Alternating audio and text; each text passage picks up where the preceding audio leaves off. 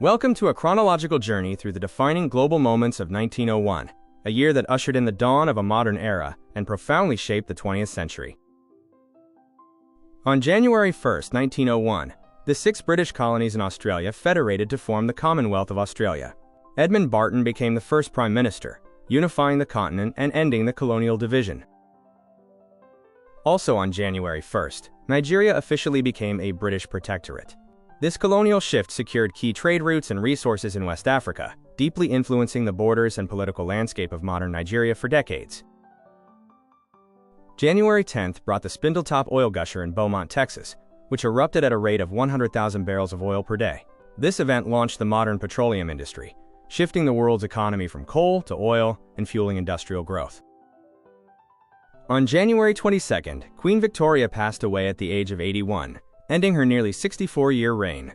Her death marked the official conclusion of the Victorian era, a period of immense expansion for the British Empire and global social and technological change.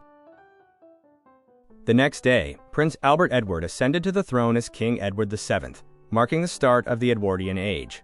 His reign emphasized diplomacy and military modernization, introducing more relaxed social codes after the strict Victorian era. The music world mourned the death of Italian composer Giuseppe Verdi on January 27th.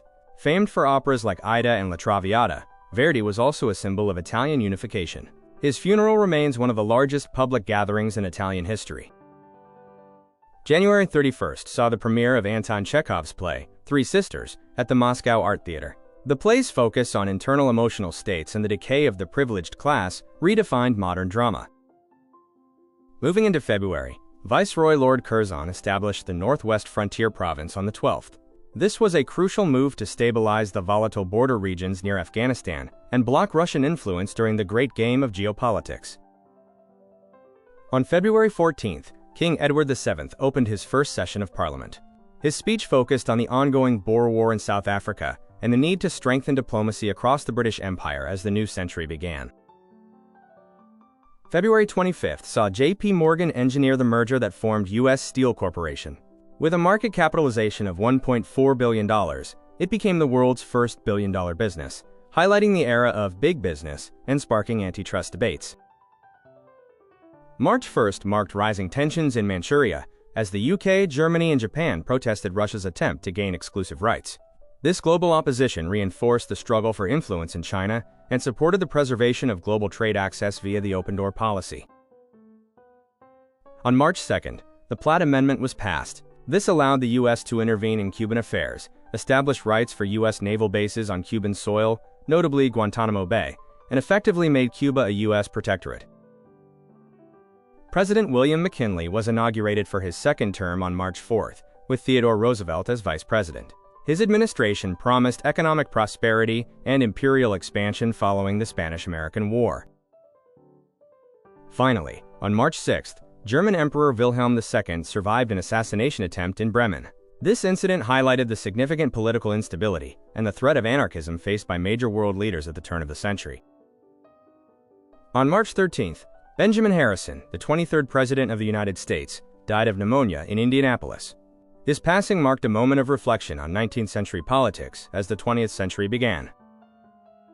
March 17th celebrated Van Gogh's genius in Paris with a massive exhibition of 71 paintings 11 years after his death. This show solidified his reputation as a post-impressionist pioneer, profoundly influencing 20th century art. On March 23rd, U.S. forces captured Emilio Aguinaldo, the leader of the Filipino independence movement. His capture crippled the Philippine-American War resistance, effectively ending large-scale organized fighting. April 25th saw New York become the first state to require automobile license plates. This regulated the growing number of cars replacing horses, marking the beginning of modern motor vehicle regulation. May 1st marked the opening of the Pan American Exposition in Buffalo, New York. Known for its stunning electric lighting, the exposition showcased technological and cultural progress in the Western Hemisphere. On May 3rd, the Great Fire of 1901 in Jacksonville, Florida, destroyed 146 city blocks and left 10,000 people homeless. The massive rebuilding effort transformed Jacksonville into a modern city. May 9th saw the opening of the first session of the Australian Parliament in Melbourne. This formal ceremony cemented the federation, and marked the functional start of the new Australian government. The Panic of 1901, the first major U.S. stock market crash of the 20th century, occurred on May 17th. It was caused by a struggle for control of the Northern Pacific Railway, leading to financial ruin and calls for market regulation. In May, the caste war of Yucatan in Mexico officially ended when Mexican troops captured the Maya capital. The conflict, lasting since 1847, resulted in the integration of the region into the Mexican state. On July 1st, the Metropolitan Police Fingerprint Bureau was established at Scotland Yard. This revolutionized forensic science, allowing for the systematic identification of criminals and changing criminal investigation worldwide. July 4th celebrated the opening of the Heartland Bridge in New Brunswick, Canada. Spanning 1,282 feet, it became the longest covered bridge in the world, a record it still holds today. The world's first passenger-carrying trolleybus began regular service in the Biella Valley, Germany, on July 10th. This laid the groundwork for modern urban electric transit, offering a flexible and clean alternative to traditional trams. August 5th marked Peter O'Connor's world long jump record of 7.61 meters in Dublin. The impressive record stood for 20 years and influenced jumping techniques for decades to come. On August 6th, Robert Falcon Scott set sail from Britain on the RRS Discovery. This expedition was one of the most famous voyages of exploration to Antarctica, aiming to study the magnetic pole and the frozen continent's biology. August 14th saw Gustav Whitehead claim a powered flight in Connecticut, 2 years before the Wright brothers. Though disputed, the Whitehead controversy remains a significant part of early aviation lore. On August 30th, Hubert Cecil Booth patented the first motorized vacuum cleaner in the UK. Though initially large and horse-drawn, it laid the foundation for the household appliances that would automate domestic labor. September 5th saw the creation of the National Association of Professional Baseball Leagues in Chicago. This formalized the minor league system, establishing the hierarchy and development pathways that still define American professional baseball. The next day, September 6th, President William McKinley was shot twice by an anarchist at the Pan American Exposition in Buffalo. The event shocked the world, initiating a desperate medical effort to save his life. On September 7th, the Boxer Protocol was signed, officially ending the Boxer Rebellion in China. The treaty imposed harsh conditions on the Qing dynasty, further weakening its position on the global stage.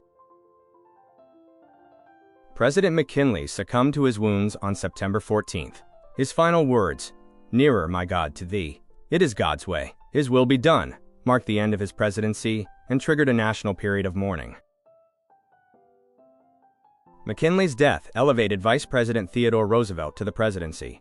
At 42, Roosevelt became the youngest president in history, bringing a new energy to the White House with his progressive-era reforms. On September 16th, the Duke and Duchess of Cornwall and York arrived in Canada. They opened the Canadian Parliament, reinforcing ties between the Dominion and the Crown, amid growing Canadian national identity. October 16th saw President Roosevelt invite African-American leader Booker T. Washington to dinner at the White House. This caused massive controversy, highlighting America's deep racial divides while signaling Roosevelt's willingness to engage with black leaders.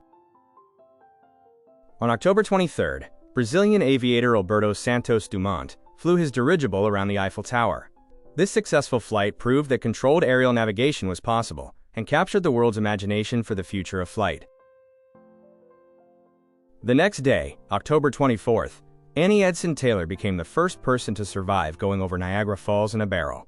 The 63-year-old schoolteacher became an instant celebrity, inspiring a history of daredevil attempts at the falls.